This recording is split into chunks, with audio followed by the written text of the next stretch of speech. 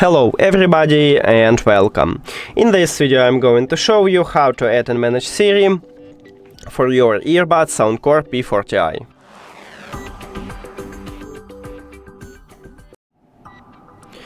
Firstly, we need to open the application and click on your earbuds here. Now scroll down and we need to find controls here. Tap on it and now decide you wanna use the left one or right earbud.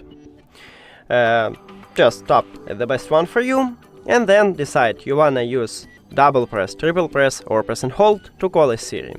You can add it for the single press because as you can see there is no information about voice assistant or Siri. So I'm going to use triple press, but it's up to you, you can select something else. Now tap on it and click at the Siri. Now you can hide the settings. And now let's check it.